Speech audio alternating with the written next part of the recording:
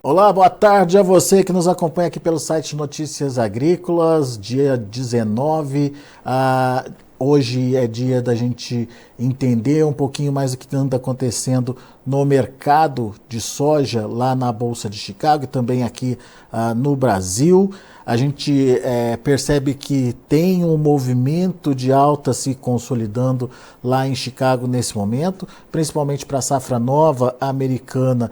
Essa casa dos $14 por bushel parece estar mais confortável nesse momento, mas será que tem fôlego para se segurar acima desse patamar? Será que o mercado pode ainda reagir mais forte que isso? Enfim, perguntas para Camilo Monte, direto lá da Grande Oeste, direto lá de Cascavel, no Paraná. Seu Camilo, seja bem-vindo, meu amigo. Obrigado por nos ajudar a entender.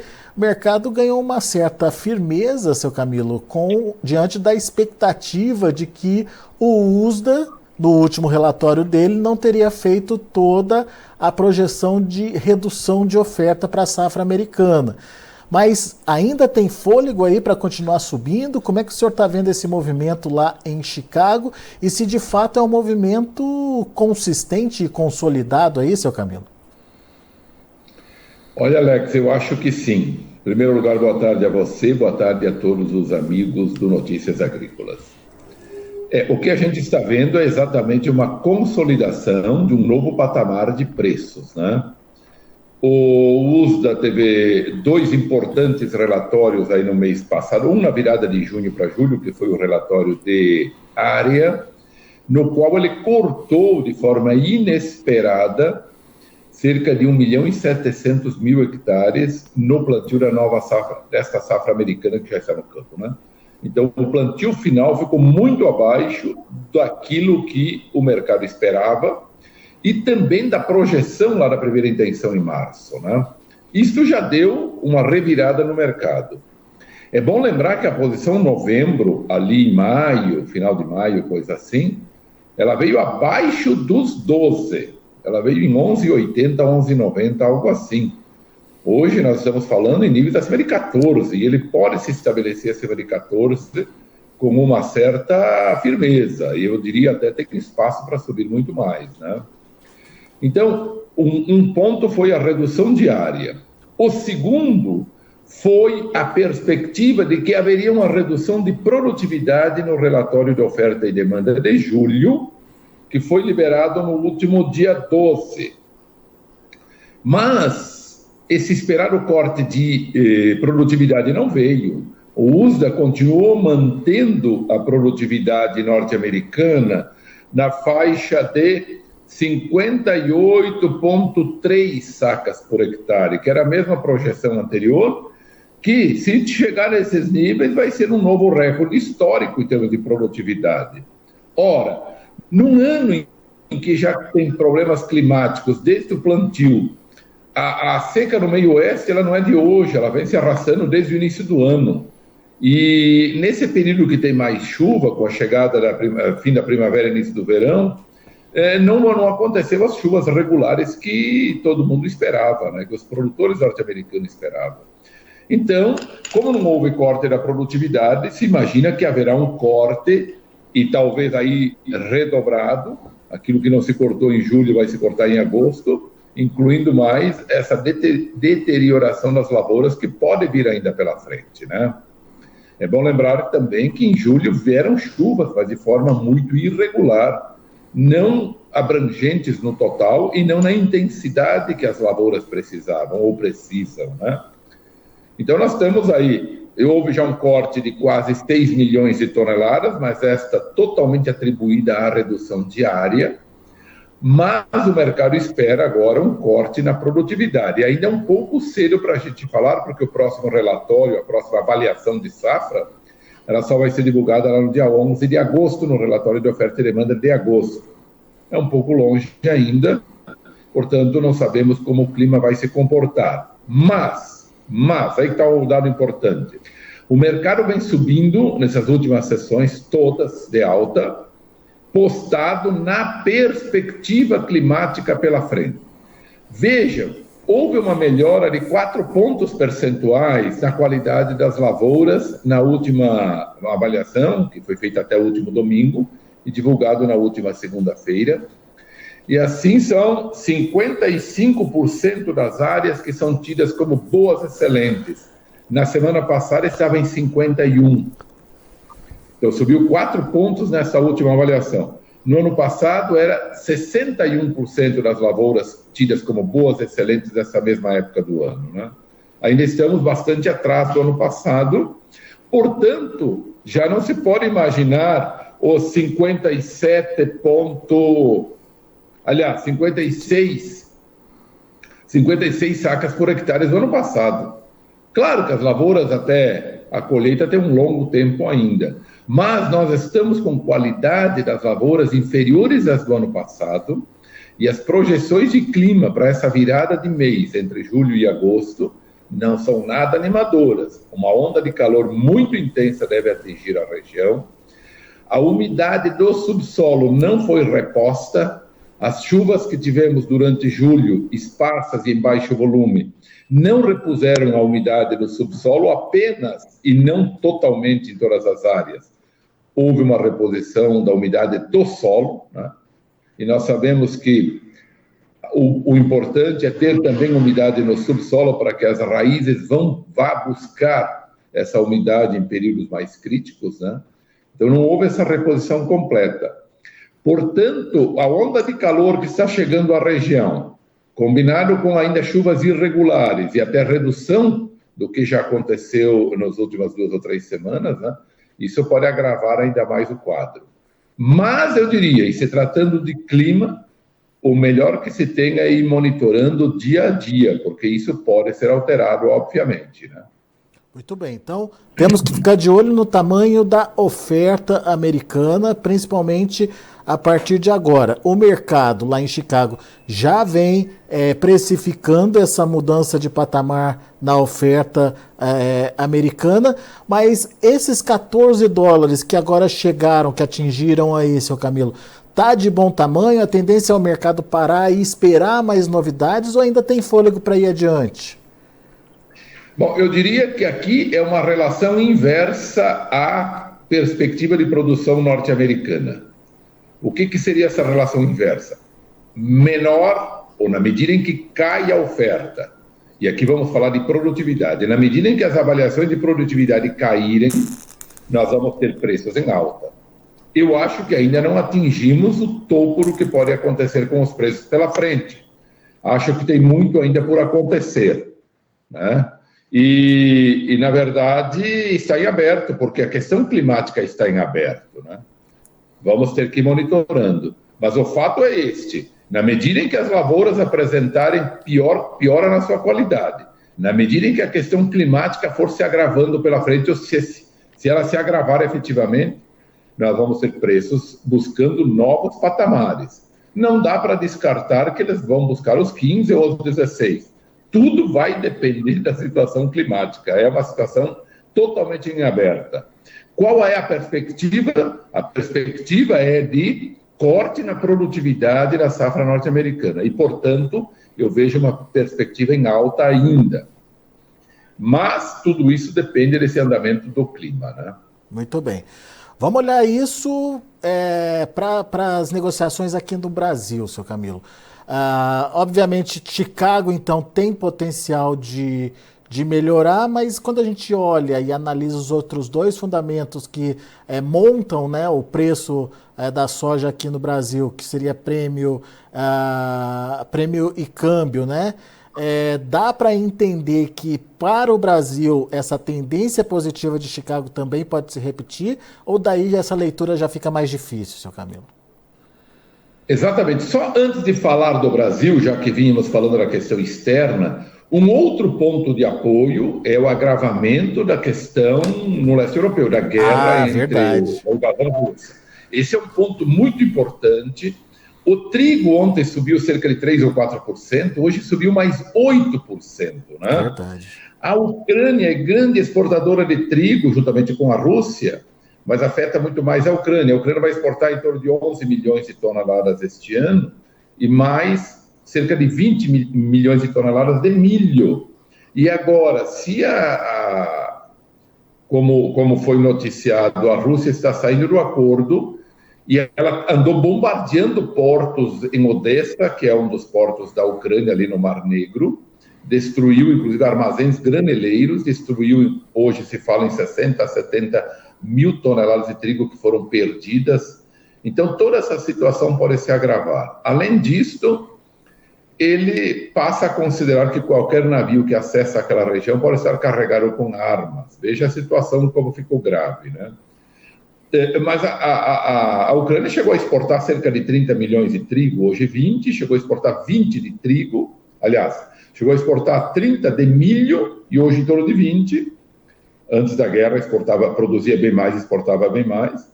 Chegou já a exportar 20 milhões de toneladas de trigo e hoje está em torno de 10 a 11 milhões, também com essa redução. Mas também pode afetar também as exportações russas. A Rússia exporta quase 50 milhões de toneladas de trigo, né? É o maior exportador isolado de trigo do mundo, a Rússia.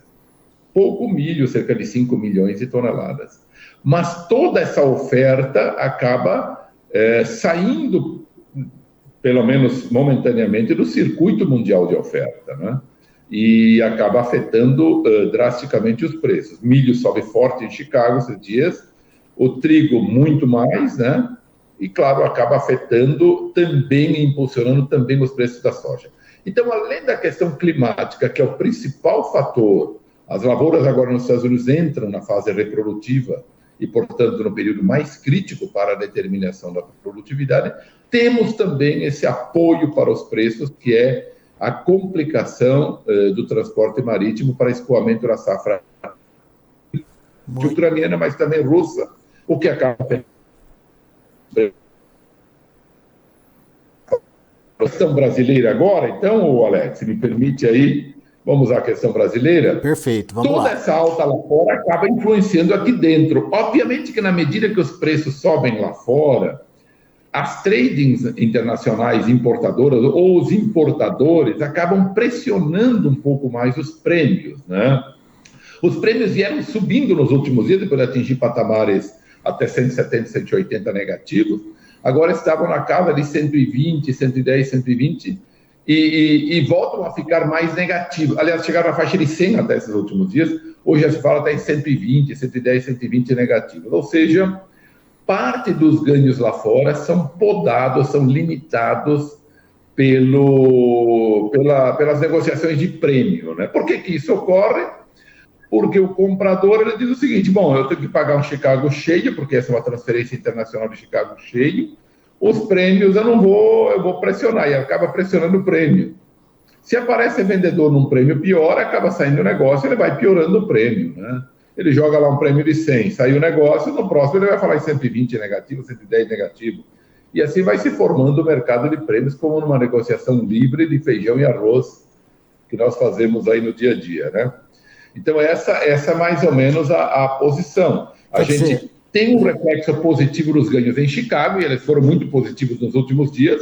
Os prêmios, embora ficassem um pouco mais negativos nesses dias, mas não ao ponto de neutralizar os ganhos que tivemos em Chicago. E os preços internos subiram. Aqui no oeste do Paraná se fala livremente hoje 140 até 142 com prazos mais alongados, né, por saca. Em Paranaguá, chegou a se falar preços acima de 150, também jogando mais alongado até 154, quem sabe, alongado que eu digo, para final de setembro ou outubro, início de outubro, 153, 154, eventualmente 155 nos portos, no porto de Paranaguá. Então, houve uma sensível melhora nos últimos dias, mas poderia ter sido um pouquinho melhor até se os prêmios tivessem se mantido. Mas, naturalmente, esse confronto entre alta em Chicago com perda em prêmios é natural, ou queda em Chicago com ganhos em prêmios também é natural, né? O câmbio tem se mantido ali, hoje fecha um pouquinho negativo, acredito, mas estava ali a 4,80, até um pouquinho abaixo, não teve muitas oscilações nesses dias, ele não teve muita influência. Obviamente que o câmbio no ano passado estava muito mais alto, início do ano muito mais alto, acima de 5, 5,30, 5,40. Ano passado tivemos momentos até acima de 5,60 no câmbio. Claro que isso faz uma diferença brutal na formação do preço aqui dentro, né? Muito bem. Ou seja, seu Camilo, as perspectivas vêm mais de Chicago do que propriamente dos fatores que modificam o preço interno por aqui, certo? Sem dúvida nenhuma. Chicago é o que está dando a tonalidade positiva nesses últimos dias, sim. E diante dessa situação, tem essa perspectiva de melhora de Chicago. Dá para esperar mais um pouquinho para negociar, seu Camilo? Estou falando Brasil, Veja brasileiro. bem, eu acredito que depois daquele recuo inicial, porque nós tivemos um volume de produção de venda antecipada nesta safra muito menor do que em anos anteriores. O produtor correu e vendeu por questões logísticas e por uma perspectiva não muito boa de preços, né? Então, já houve uma participação muito boa, né? Eu acredito que agora é o momento de acompanhar o mercado. Eu acho que nós já começamos a entrar naquela fase em que o produtor adota uma postura um pouco mais especulativa para os lotes ainda remanescentes, né? E acho que esse é um bom momento diante da perspectiva que se estabeleceu, sobretudo com a questão do clima norte-americano. Não é descartável que eles percam de 6 a 8 milhões de toneladas. Isso daria um impulso muito forte nos preços, né? E eu diria, o fato de ter uma redução diária do tamanho que aconteceu lá, ele já teria sido mais ou menos incorporado no último relatório, a redução diária. Mas a perspectiva é redução de produtividade. Os preços se tornaram muito sensíveis à questão climática. Você tem um menor plantio, portanto espera-se uma melhor produtividade para manter os níveis de oferta.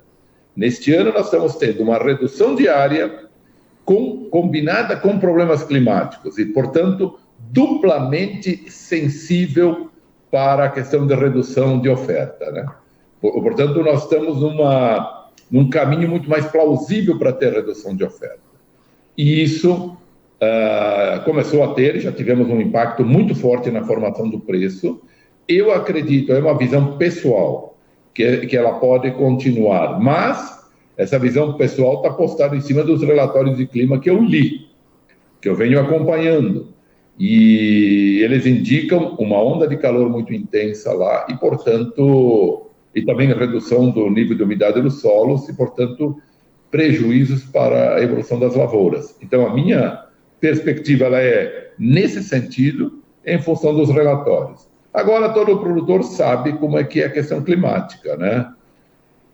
Tem até um velho ditado que diz: quer mentir, fale da perspectiva de clima, né? Porque pode mudar a qualquer momento, né? Então, eu acho que todo produtor está ciente disso, mas os boletins climáticos indicam nessa direção, né? Muito bem. Vamos acompanhar então as cenas dos próximos capítulos. Fatores importantes: clima, continuidade do clima lá nos Estados Unidos e desfecho dessa situação do corredor de exportação lá entre Rússia e Ucrânia e como é que isso pode afetar a oferta mundial também. Isso tem potencial de mexer com os preços. Mexe com trigo, mexe com milho e acaba respingando na soja também no final das contas, né, seu Camilo? Perfeitamente, perfeitamente. Os dois fatores principais são esses. Exatamente. Clima no andamento da safra norte-americana, meio oeste americano sobretudo, e a questão do leste europeu, conforme você muito bem citou. Muito bom. Seu Camilo, obrigado, meu amigo, mais uma vez por estar aqui com a gente e ajudar a gente a entender um pouquinho da dinâmica aí de precificação. Volte sempre. Valeu, um grande abraço, até a próxima. Valeu, até a próxima. Camilo Motter, Granoeste, aqui com a gente, trazendo as informações do mercado de grãos, em especial do mercado da soja, que hoje teve mais um dia de alta. E soja se consolida ali, principalmente safra nova lá nos Estados Unidos, acima dos $14 por bushel. Tem fôlego para ir mais? Seu Camilo acha que sim. O mercado já está se ajustando aí essa questão da produtividade lá nos Estados Unidos. Tudo indica que o mercado não confiou muito, ou pelo menos deu de ombros aí com o último relatório do USDA, que acabou mexendo apenas com a produção mediante aí a redução de área plantada e esqueceu de revisar aí um pouquinho da produtividade, portanto, tem potencial para reduzir um pouco mais essa produção americana lá nos Estados Unidos e a gente precisa entender como essa questão toda relacionada aí à crise lá na Ucrânia, na Rússia, enfim, o corredor de exportação, a finalização do corredor de exportação, quanto que isso pode impedir aí a oferta de grãos no mercado internacional e como isso deve inflacionar os preços lá na Bolsa de Chicago. 2 pontos então para ficar na nossa análise aqui. Deixa eu passar para vocês como encerraram os negócios lá na Bolsa de Chicago. De olho comigo na tela, a gente tem um agosto fechando no vermelho, queda pequenininha de meio pontinho a $14,91 por bushel, mas prestem atenção a partir de setembro, todos os demais vencimentos acima dos $14 por bushel. Setembro, $14,32, alta de 13 pontos mais 25. O novembro, também com alta de 13 pontos e meio, fechou acima desses $14 por bushel, fechou 14,8 hoje. E o janeiro, também com alta de 13 pontos e meio, encerrando aí a $14,14 por bushel, ou seja, todos os vencimentos ligados aí à safra americana já estão acima dos $14 por bushel. Pode se consolidar? Aparentemente sim. Pode ir além disso? Também é possível, mas é preciso ficar de olho nos fatores que justificam essa mudança de patamar. Muito bom. Deixa eu, antes de me despedir aqui de vocês, avisá-los que no site Notícias Agrícolas já estão abertas para a votação da melhor história de um agricultor, para a sua escolha da melhor história de um agricultor. São 5 finalistas lá para que você possa ouvir e se identificar com aquela história que mais parece com a sua, com aquela história que você mais gosta. Vá ao Notícias Agrícolas, aqui no site Notícias Agrícolas, procure pelos ícones que representam ali a melhor história de um agricultor, clica nele e você vai ser levado para a página de votação dessa melhor história de um agricultor. Está terminando, é até o próximo dia 26 apenas. Então, corre lá se você tem uma preferida, se você quer ajudar aí a divulgar a história da sua preferida, não deixe de mandar link, enfim, mandar a melhor história aí para o seu amigo, para o seu conhecido, para que eles também possam ajudar aí na votação. Mas temos também um recado aí do nosso patrocinador ouro, que é a Syngenta. Vamos ouvir? Você já conhece o Acessa Agro? É a plataforma de benefícios da Syngenta. Nela você ganha pontos através da compra de produtos da empresa. São mais de 3.000 itens que podem ser trocados por pontos. Vá agora ao acessaagro.com.br, esse endereço que você vê aí na sua tela, e conheça os detalhes. Se você é agro, acessa. Muito bem, a gente vai ficando por aqui. Agradeço a sua atenção e audiência. Daqui a pouco tem outras informações e mais destaques aqui para você. Continue com a gente.